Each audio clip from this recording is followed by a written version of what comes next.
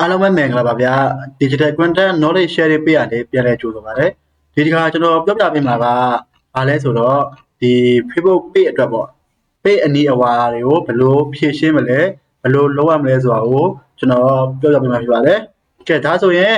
ဘယ်လိုလုပ်လဲဆိုတာကိုကျွန်တော်နဲ့အတူတူတစ်ချက်သွားကြည့်လိုက်အောင်ဗျဟုတ်ပြီကျွန်တော်တို့က page အတွက်တင်မှာဖြစ်တဲ့အတွက်ကျွန်တော်တို့က page ရဲ့ profile နဲ့ကိုဝင်မယ်ဝင်ပြီးရင်ဒီမှာကျွန်တော်တို့က Meta Business Suite ဆိုတာရှိတယ် Setting and Private ဆိုတာရှိတယ် ဟန် support ဆိုတာရှိတယ်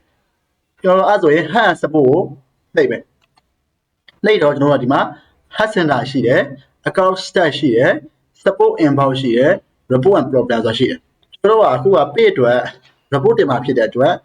report ကိုနှိပ်မယ်နှိပ်ပြီးတော့ဒီမှာအပြရောင်စာတန်းလေးကိုနှိပ်မယ်ဟုတ်ပြီဒါဆိုရင်ကျွန်တော်တို့တစ်ချက်သွားကြည့်မယ်ဒီညောင်ရောက်လာလိမ့်မယ်ကျွန်တော်ကအခုကလက်တော့တဲ့ဆိုတော့ဟာပေါ့ဒီဝင်ရတာမြန်တယ်ရိုးရိုး right ဖုန်းဆိုရင်တော့ line လေးနည်းနည်းလေးကြန့်ကြာတာရှိနေမှာဗျအဲ့ဒါတော့ခဏတော့စောင့်ပေးရမယ်ဟုတ်ပြီဒီမှာကျွန်တော်တို့က search for an area ဆိုတာပါတယ်အဲ့မှာကျွန်တော်တို့ကဘယ်အတွက်လုပ်မှာလဲကျွန်တော်တို့က page အတွက်တင်နေတာဖြစ်တဲ့အတွက် page ကိုရှာပြီးတော့ page ကိုထည့်လိုက်မယ်ပြီးရင်ဒီအပေါ်မှာကဒီကိုတင်ရမယ်ကိုဘယ်လိုပြောမှာလဲကိုကသူ့စီကကိုက report တင်မှာ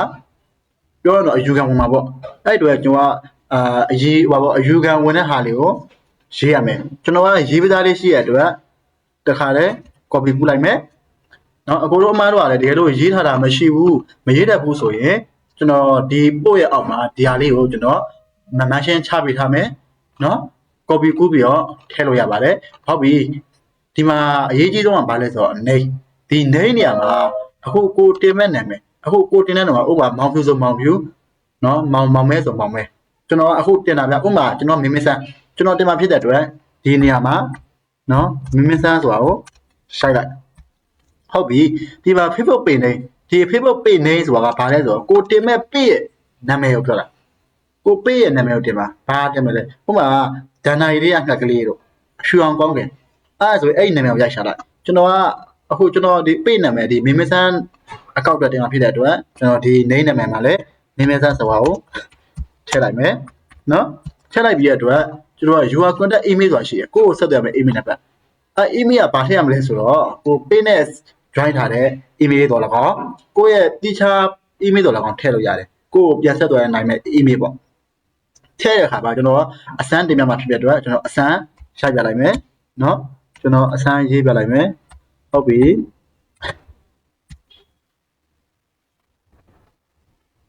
အစမ်းရေးပြလိုက်တော့ပြီးသွားပြီဗျဟုတ်ပြီအဲ့ဆိုရင်ကျွန်တော်နောက်ချက်ပါသွားမလဲဒီကဒီမှာ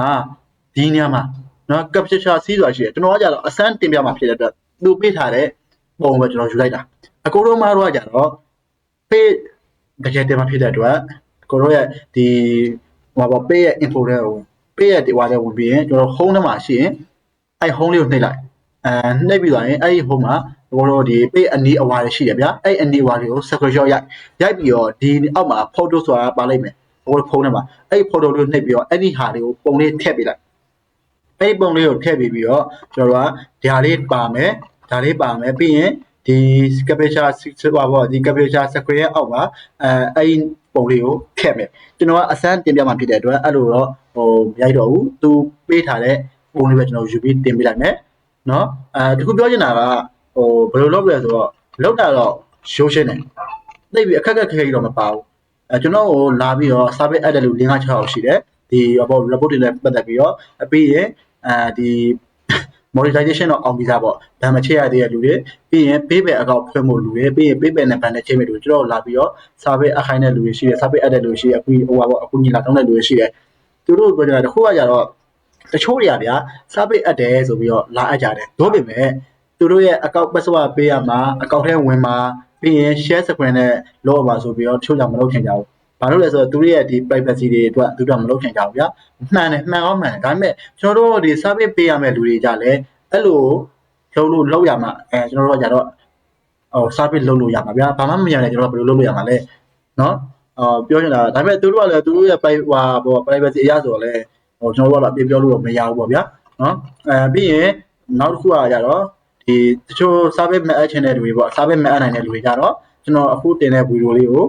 ကြည့်ပြီးတော့တစ်စိတ်ချင်းလုပ်လို့ရတယ်ဒီကလို့ မလုပ်တတ်ဘူးဆိုရင်ကျွန်တော်ကိုလာပြီးတော့အကူအညီတောင်းလို့ရတယ်အကူအညီပြောလို့ရတယ်ကျွန်တော်အားတဲ့ရှင်လေးကျွန်တော်ပြန်ပြီးတော့စာပို့ထားမယ်နော်လုပ်ကြည့်လိုက်လုပ်လို့မရတဲ့နေရာလေး separate ရိုက်ပြီးတော့ကျွန်တော်ကိုလာပြီးမေးလို့ရတယ်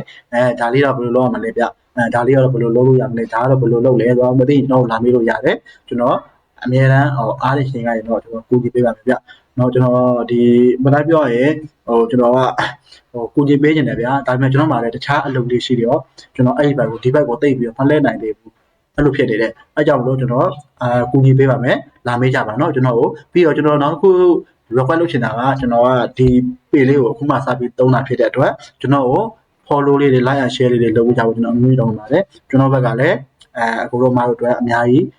ဒီပေါ့မတိရလေးရှင်ကူညီပေးမယ်မတို့ကလေးရှင်ကူညီပေးမယ်ကျွန်တော်လာပြီးတော့လည်းမေးလို့ရပါတယ်ဟုတ်ပြီအဲ့ဒါလည်းအကုန်လုံးပြီးပြီဆိုရင်ဒီမှာ subset and report ဆိုတာလည်းရှိရဲအဲ့ဒါလေးနှိပ်လိုက်နော်အဲ့ဒါလေးနှိပ်လိုက်ပြီဆိုရင်ကျွန်တော်တို့ကဒီမှာကြည့်